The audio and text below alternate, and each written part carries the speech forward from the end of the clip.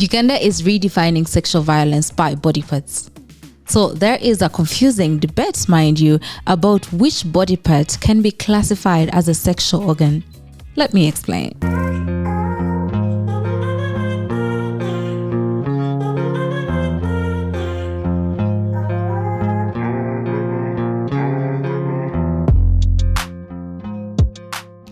Hi there, my name is Janita Maaya. Welcome to my YouTube channel. Let's dive right in. So Uganda recently tabled a bill called the Sexual Offences Bill. For the longest time, the sexual offences were thrown all over legislation, like they call it. So they kind of wanted to table a bill. A certain lady, by the way, the woman MP of Sorority, tabled this bill, and she wanted all offences to be in one bill so that it's like easier to track the victims, and it's also easier to track the offenders. It's also easier for the victims to come forward and report the crimes that have been committed against them.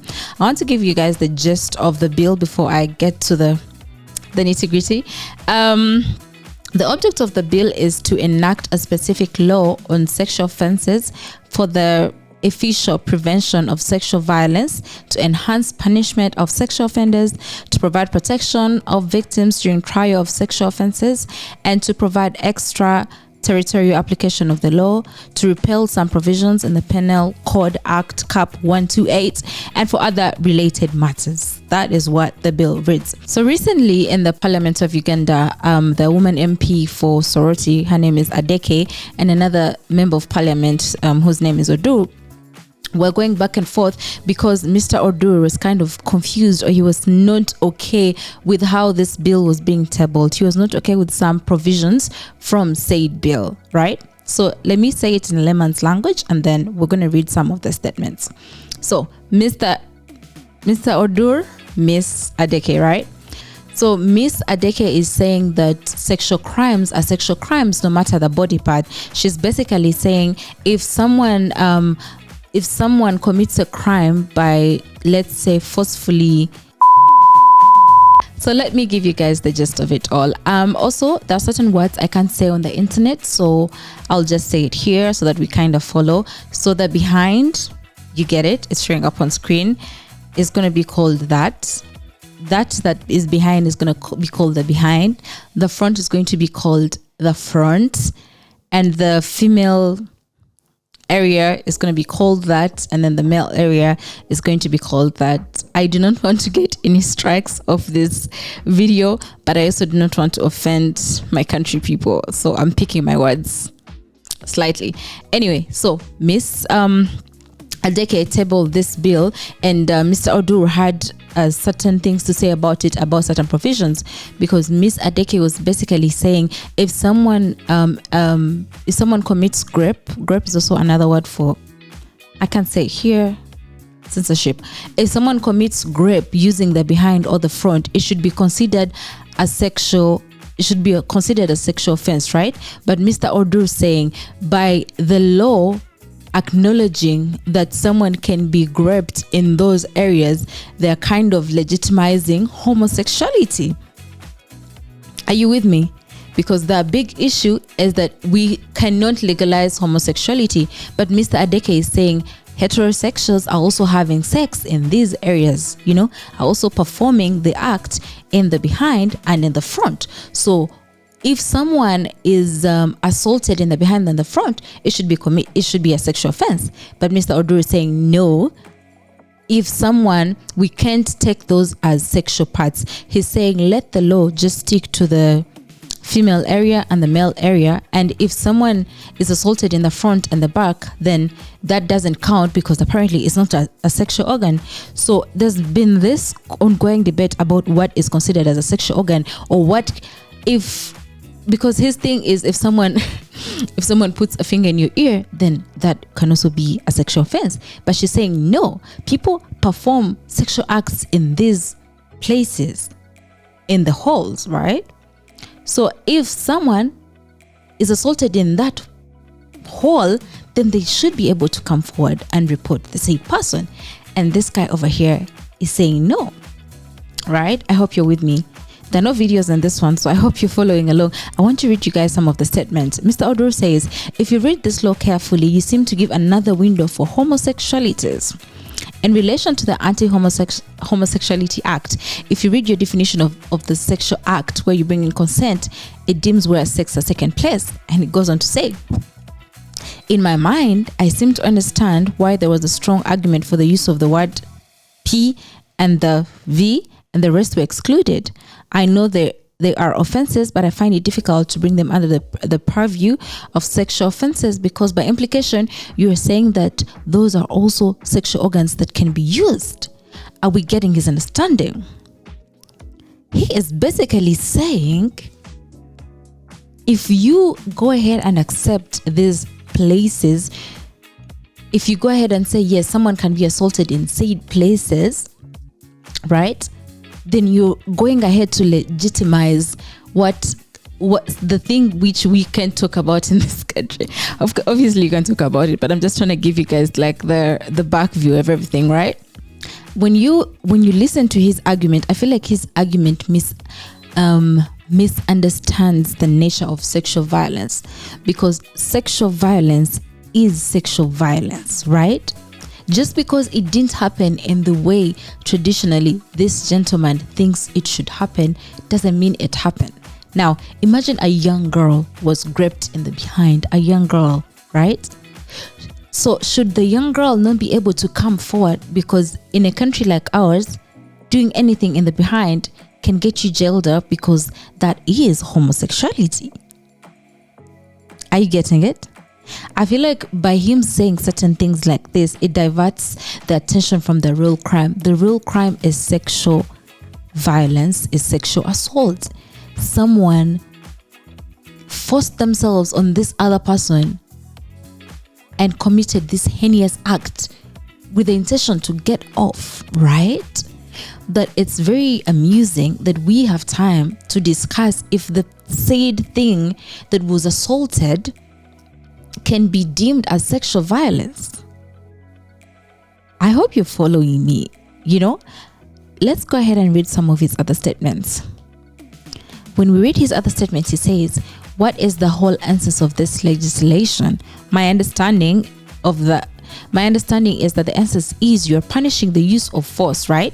So Ms. Adeke is basically saying in this bill, anyone who does anything by force should be punished, right? But Mr. Odor is saying, so are you now saying where there's consent that it isn't a punishment? Because in his mind, what if two people consented to do the deed from behind? So does that mean they can't be punished? Because by law in this country, you can be punished when you engage in said activities, right? If you're caught and engaging in said activities. So he's saying is, but when you listen to Mr. Odur, it's like, should sexual violence and sexual assault be deemed as the term is through the correct body part? It's like he's saying that protecting the victim should depend on the correct body part. God forbid, I've mentioned a young girl somewhere was assaulted from the behind or the front. And mind you, people are doing these things. People are crazy out there in the world, and they're doing said things. So should we look at victims and then listen to the story? And then once you listen to the story and it's not the correct body parts, that is not something that he wants to try. It's like, are we concerned with justice or are we concerned with the correct body parts? When I saw this, guys, I was livid. I said, I must come on here and tell you guys everything, So what do you guys think about Mr. Odor? Now I'm going to take you to the amazing lady who tabled this bill. Shout out to her. She deserves everything in this world, right? Now, let us read some of the statements that Mr. Deke has, said before I again jump right in. Miss Adeke says, there has to, in his response to, you're punishing lack of consent. So are you now saying that where there's consent, there isn't punishment? Because, over here, consent or no consent, homosexuality is a crime, right? So she says, there has to be a complaint. If there's no complaint, then there is consent. How shall we know unless the person steps forward? She goes ahead to say, Mr. Odu actually said this. He said, that was the very argument on homosexuality, that when two people meet and they agree to do their thing, but there's no complaint, but then we said whether they agreed or not, it's criminal. Like, are you following me? Because over here, whether you agree to do the deed from the behind or not, it is criminal. Criminal if you consented, criminal if you didn't consent. Crime, both ends, because you are of the same sex, right? Now, Mr. Deke says, I think Honorable Jonathan isn't comfortable that the behind is among the sexual organs we're covering, because to put it there, it purposes that there is an allowable entry, right? And he goes to say, I'm not comfortable calling that A and M a sexual organ. So this whole thing is the fact that this man is not comfortable with calling those parts a sexual organ, because should someone be assaulted there, then let's look the other way. But this lady is saying here, no, the A and the M are sexual organs, and if someone is assaulted in said sexual organs, then they should be heard. She goes on to say, the A and the M aren't sexual organs, but should an act happen, sorry, let me read her exact words, let me know. But a sexual act can be committed in that organ. If I put a finger in your mouth or ear, it isn't a sexual act. But if I put a pee in your mouth, it is a sexual act. So what she is saying, if someone brings the female or male parts and put them in the behind or the front, then it should be a sexual act. But he's saying, if we recognize these organs as sexual organs, then does that open the door to homosexuality? I feel like his debate about the correct body part is very far from the reality of sexual violence. If you have encountered someone who has gone through sexual violence or like experienced it, like them even talking about it, it's very traumatizing for them. And by the way, most times it's not even like the sexual act doesn't happen the traditional way. It actually happens in like the most weird way for so many people. So I feel like it's like we're just covering our ears and seeing what we want to see, because God forbid someone is assaulted in a place that is not deemed like a sexual organ. And I do feel like instead of us concentrating on which organ is sexual or not, or if something is a sexual act or not, we should be focusing on the victims of said acts. Guys, there is nothing as horrible as sexual violence and harassment. It is so horrible. It strips you of everything. You know, you start being vulnerable, right? Like if you hear stories of people who have been assaulted, you're like, oh my God, I feel for you, because someone just invaded your space. Someone invaded your body forcefully. So regardless of which body part was attacked, sexual violence is sexual violence and sexual assault is sexual assault. And I wish that some people could see it. I wish that people in this country could see it, because when you go and see the comments, we'll get to that. I want to break it down for you guys before I get to that point. I do feel like Miss Adeke is honestly thinking of the victims here. I'm going to say a statement, and you can correct me if I'm wrong in the comment section. I feel like most times when men say or do certain things, they do not understand the impacts. Like 5 out of 10 girls in this country are assaulted, young girls at that. I feel like if you're a woman and you're watching this, back me up here. The fear of being sexually assaulted lives with a woman than it lives with a man. Like I said, correct me if I'm wrong, because at the end of the day, when you think about certain things happening, as a man, you're like, oh yeah, try me and see. Men are assaulted too. Men are assaulted in prisons. I don't want to get you. Men are assaulted in prisons. Men are assaulted everywhere. You know, did you know that young boys are assaulted by housemates? Do you know that housemates force themselves on these young boys because they never get some? So they look at the young boy and they think that is a perfect person to do what they want to do with that person. It's happening. But sometimes when you hear certain things like this, it's like, so because someone wasn't assaulted in the correct body part, it's not an assault? Like, when you hear certain things like that, you're just like, what is happening? What is happening? What is happening today? You know? And I do think that at the end of the day, the law should protect a victim of sexual violence. And I want to give you guys a brief. I think you're like, hey, I feel like this is quite obvious. In Uganda, the sexual offenses law isn't that strong. Did you know that we didn't even have a sex offenders register? Like, if you committed a crime in one country, county or district, and then just went to the next, no one would bat an eye, no one would care for you, right? But this bill is also like introducing things like that, where people can be able to register and see who the sex offenders are, protect themselves against sex offenders. Employers can be able to see the history of this person. If you're on the list, obviously don't give them power, or don't hire them in certain jobs, because most times sex offenders will find a way to put themselves back in the area where they can commit their act. That is sick. I want to read for you guys the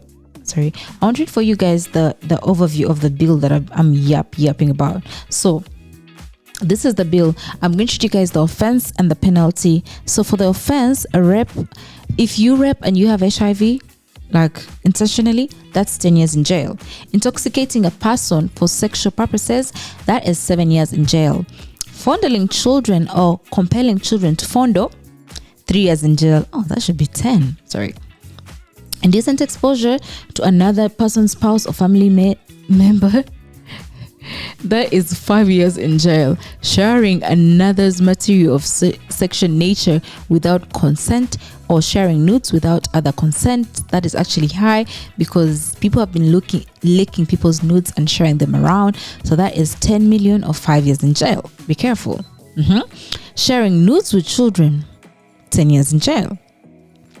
Detention of someone, that's just the penalty. That's 11.3 M. I think if you hold someone illegally, maybe I'll look into that. Sexual exploitation, that is 15 years in jail. Sexually exploiting a child, life imprisonment. Yeah. Doing prostitution or procuring prostitution, 2 years in jail. Yo, I wonder how they're gonna get them.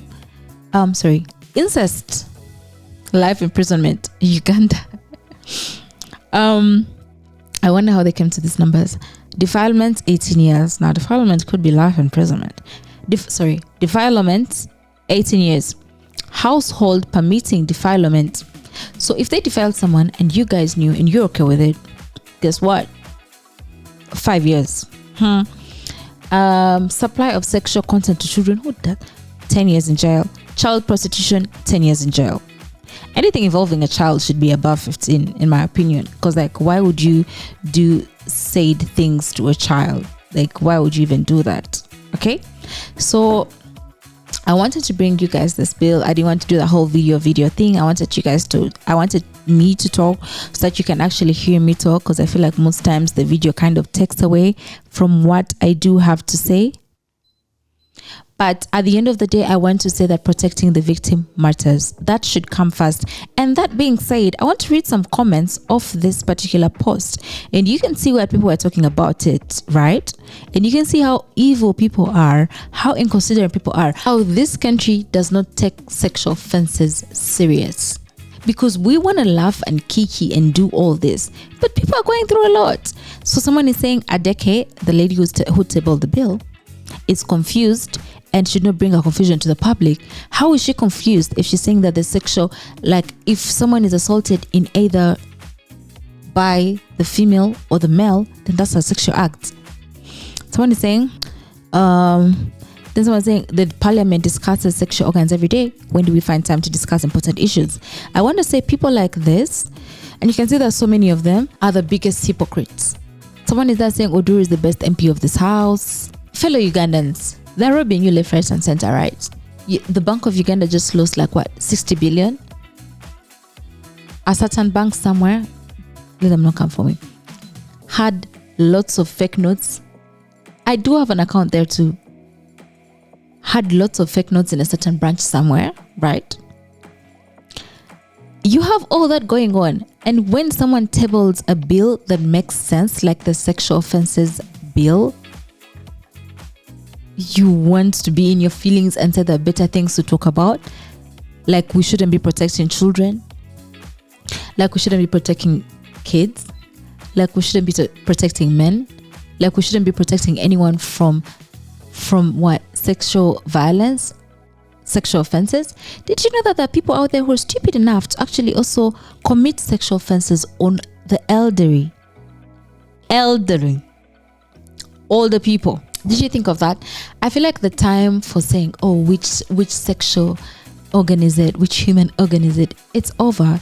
That time is over. We need to say, you know what, we are protecting our people, and this is how you protect your people.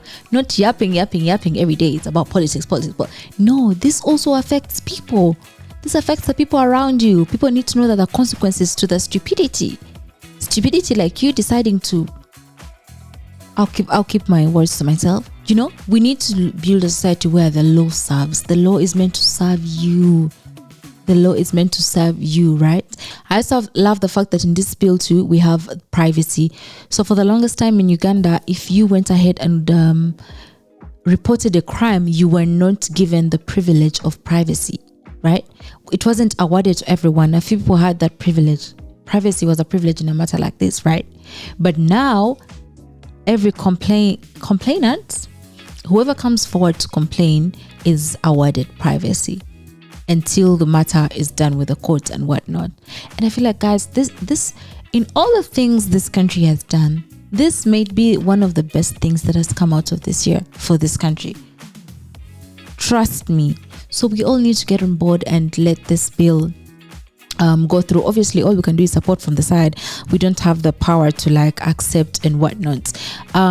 Please, there's a page called Parliament Watch UG. It has like bills that are being tabled and they're processed. So I think they have a reading, then it's sent to the president. So we hope that it goes well and the bill is passed, because at the end of the day, the president passes the bill. So fingers crossed, and we hope for the best. Okay guys, I hope you enjoyed this one. It's a bit different from what I usually do, but I felt like this was important. I as a Ugandan need to speak up when I can, when it's safe to. And you know what, I had to speak on this, because I know so many people have been affected by sexual violence, and who sexual offenses have been committed on or to, or something like that. And we need to wake up as a community. We need to wake up as a community. Listen, I'm so passionate about children. I do not play when it comes to kids. There's a saying in Uganda that says "Kaleke kasome." You need to leave these young girls alone.